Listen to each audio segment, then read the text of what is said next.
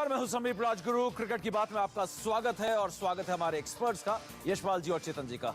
स्वागत है आप दोनों का। और यशपाल जी, चेतन जी, हम सब इंतजार कर रहे थे कि आईपीएल 9 खत्म हो चुका है और जिम्बाब्वे दौरे का हम इंतजार कर रहे हैं, तो इस धूम धड़ाके के बाद कुछ एक्साइटमेंट होनी चाहिए। बड़ा इंतजार कर रहे थे, तो आज एक बड़ी एक्साइटिंग खबर आई और वो खबर थी कि भारत पाकिस्तान का मुकाबला एक बार फिर देखने को मिलेगा 2017 चैंपियंस ट्रॉफी में। और भारत का ये पहला मैच होगा चैंपियंस ट्रॉफी का। और आपको बता दें कि हम मौजूदा चैंपियंस भी हैं चैंपियंस ट्रॉफी के, तो ऐसे में ये मुकाबला बड़ा दिलचस्प होगा। तो हमने जानने की कोशिश की, एक रिपोर्ट हमने तैयार किया आपके लिए खासकर कि इस मुकाबले में क्या क्या हो सकता है, कि क्या भारत चैंपियंस ट्रॉफी में इस मुकाबले में पाकिस्तान को पटखनी दे सकता है। 4 जून एजबेस्टन में मुकाबला। 2017 चैंपियंस ट्रॉफी में भारत अपना पहला ही मैच पाकिस्तान से खेलेगा। 4 जून को भारत और पाकिस्तान के बीच एजबेस्टन में मैच खेला जाएगा। 8 जून को भारत बनाम श्रीलंका मुकाबला होगा। 11 जून को साउथ अफ्रीका से भिड़ंत होगी। इंग्लैंड में होने वाली चैंपियंस ट्रॉफी में टीम इंडिया को बी ग्रुप में पाकिस्तान, साउथ अफ्रीका और श्रीलंका के साथ रखा गया है। 1 से 18 जून तक चैंपियंस ट्रॉफी का आयोजन होगा। भारत चैंपियंस ट्रॉफी का मौजूदा चैंपियन भी है। चैंपियंस ट्रॉफी में टीम इंडिया और पाकिस्तान के बीच अब तक 3 मुकाबले हुए हैं, जिसमें 1 भारत जीता, 2 बार पाकिस्तान। 2013 में भारत ने पाकिस्तान को 8 विकेट से मात दी थी और फिर ट्रॉफी अपने नाम की, क्योंकि 2019 में वर्ल्ड कप इंग्लैंड में ही आयोजित होगा। आईसीसी अपने हर टूर्नामेंट में भारत और पाकिस्तान को एक ही ग्रुप में रखती है। अकेले इस मैच में आईसीसी की सबसे ज्यादा कमाई होती है। तो ये जो मैच के ड्रॉज होते हैं, इसमें बड़ी दिलचस्पी होती है। और फुटबॉल हो या क्रिकेट हो, फुटबॉल में 2-2 साल पहले जब ड्रॉज आते हैं, 1-1 साल पहले वर्ल्ड कप के, तब हर किसी को ये दिलचस्पी होती है। इंग्लैंड और जर्मनी, हॉलैंड और जर्मनी के बीच, ब्राजील किसके साथ खेल रही है, उसी तरीके से ये बिल्डअप 1 साल पहले से शुरू हो जाता है कि भारत और पाकिस्तान चैंपियंस ट्रॉफी में अगले साल 4 जून को भिड़ेंगे। लेकिन आपको बता दें, ये पूल ग्रुप बी में है भारत, और ये है ग्रुप बी, और काफी मजबूत ग्रुप है। भारत, पाकिस्तान, दक्षिण अफ्रीका और श्रीलंका। चलिए इस मैच पे अगर आगे बात बढ़ाएं, तो इस रिपोर्ट को देखते हुए चेतन जी ने एक सवाल मेरे से किया। मतलब कम से कम 365 दिन से भी ज्यादा है अभी तो। आज तो 1 तारीख है, 3 दिन ज्यादा, मतलब 368 दिन पड़े हैं। उसके पहले ही एक्साइटमेंट आ गया इंडिया पाकिस्तान। लेकिन आप सच माने, चैंपियंस ट्रॉफी में 3 में से 2 बार भारत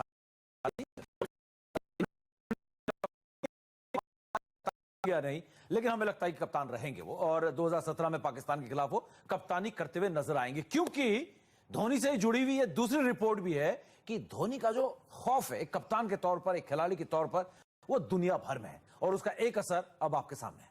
धोनी के डर से जिम्बाब्वे में हड़कंप, धोनी के डर से तख्ता पलट। जिम्बाब्वे बोर्ड ने कोच वॉटमोर और कप्तान मसकात्सा को बर्खास्त कर दिया है। बोर्ड ने आनंद फानन में साउथ अफ्रीका के तेज गेंदबाज मकाया एंटीनी को अंतरिम कोच और ग्रिम क्रेमर को कप्तान बनाया है। फर्स्ट टाइम धोनी सर के अंडर खेलने जा रहा हूँ और मैं काफ़ी एक्साइटेड हूँ, क्योंकि वो ऑल ओवर द वर्ल्ड एक बेस्ट कैप्टन रहे, मतलब, और उनके अंडर खेलने जरूर मैं कुछ ना कुछ सीख के आऊंगा। क्योंकि धोनी 11 साल बाद जिम्बाब्वे का दौरा कर रहे हैं।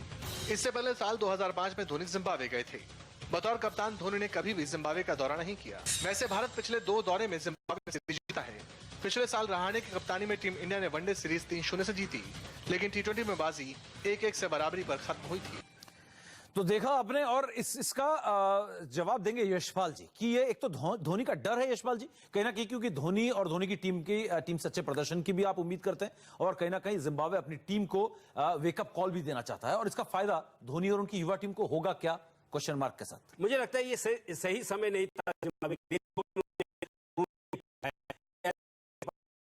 टीम पर पड़ता है, तो मुझे लगता है कि धोनी इसी चीजों की इंतजार में रहते हैं। ये फायदा धोनी की कप्तानी में भी मिलना चाहिए, और जो युवा खिलाड़ी हैं भारत की तरफ से जाएंगे, उनके पास सुनहरा मौका है कि जो टीम दबी हुई है उसको और दबाने के लिए एक अच्छा प्रदर्शन करना चाहिए। जी हाँ, दूसरे कॉन्टिनेंट में जाकर भले ही आप जिम्बाब्वे को खेल रहे हैं, लेकिन इतने दूर जाकर विदेश में खेलना अपने आप में बहुत बड़ा एक चैलेंज होता है, और इस चैलेंज से उबरना बहुत जरूरी होगा और कॉन्फिडेंस देगा। एक ऐसा युवा खिलाड़ी जिसका नाम है युजवेंद्र चहल, और सबसे सफल स्पिनर भी रहे हैं वो आईपीएल के, इससे पहले भी उन्होंने, और उनके बड़े बड़े खिलाड़ी कायल हुए हैं युजवेंद्र चहल। उनसे एक खास मुलाकात की और की कप्तानी में खेलने जा रहे हैं, क्योंकि उनको काफी कुछ सीखने को मिलेगा इस दौरे में। एक एक्सक्लूसिव बातचीत नितिन भारद्वाज के साथ। कहते हैं भगवान के घर देर है लेकिन अंधेर नहीं, कुछ ऐसा ही हुआ है युजवेंद्र चहल के साथ।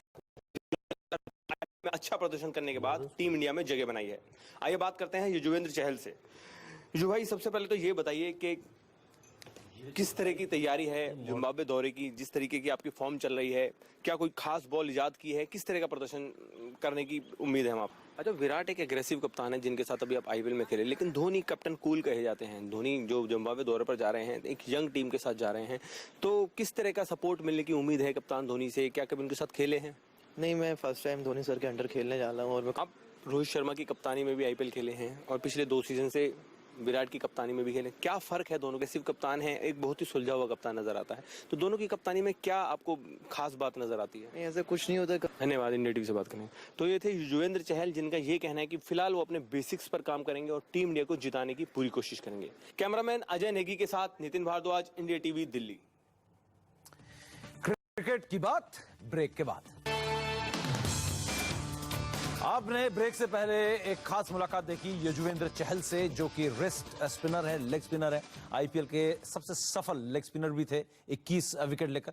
चेतन जी, अब युजवेंद्र चहल से हम जिम्बाब्वे में क्या करेंगे क्या नहीं, ये सवाल नहीं, लेकिन क्या ये टीम इंडिया के लिए, भारतीय क्रिकेट के लिए एक फ्यूचर लेग स्पिनर हो सकता है? क्योंकि अमित मिश्रा की जो उम्र है उसके देखते हुए क्रिकेट शायद इतनी उनके पास नहीं बाकी है, तो क्या ये उत्तराधिकारी हो सकता है? दोनों एक ही स्टेट से बिलोंग करते हैं। हाँ, दोनों हरियाणा के। हाँ, दोनों हरियाणा के। और 13 मैचेस में 21। अगर आप युवा खिलाड़ी को मौका नहीं देंगे समीप, कैसे मालूम पड़ेगा वो इंटरनेशनल क्रिकेट में कितना अच्छा प्रदर्शन कर सकता है कि नहीं कर सकता? आपको मौके देने हैं, अगर वो प्रदर्शन कर रहा है तो मौका देना बहुत जरूरी है। तो इस बारे में हम मान सकते हैं कि भारत का फ्यूचर भी बन सकता है, मौका मिला तो। अब मौका मिला, परफॉर्म करेंगे तो फ्यूचर ही है। जी हाँ, चलिए, इस खिलाड़ी में प्रॉमिस काफी दिखाया है और उम्मीद यही है कि इसको प्रदर्शन में भी तब्दील करेगा जिम्बाब्वे के खिलाफ। एक बार फिर क्रिकेट की बात ब्रेक के बाद।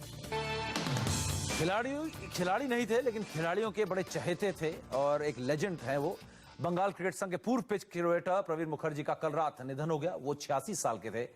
प्रवीण दा पिछले 25 सालों से सीएबी से जुड़े हुए थे। सौरव गांगुली, हरभजन सिंह ने भी उन्हें श्रद्धांजलि दी। और चेतन जी से पहली प्रतिक्रिया लूंगा, जिन्होंने कई साल बंगाल के लिए रणजी ट्रॉफी भी खेली, और उसके बाद यशपाल जी से। वक्त बहुत कम है। बहुत बढ़िया इंसान। मतलब मैं तो जब गेंदबाजी करता था, आपकी मन चाही विकेट देते थे। मतलब इतने अच्छे इंसान थे कि इनको तो श्रद्धांजलि खड़े होकर देनी बहुत जरूरी है। यशपाल जी, छोटी सी ये दबाव नहीं डाल सकते थे ऐसे इंसान के ऊपर। इन्होंने रिजाइन भी कर दिया था, तो ये बहुत चहेते थे सभी खिलाड़ियों के। बिल्कुल। तो चलिए, फिलहाल हमारे पास आज वक्त इतना ही। यशपाल जी, चेतन जी, बहुत बहुत शुक्रिया।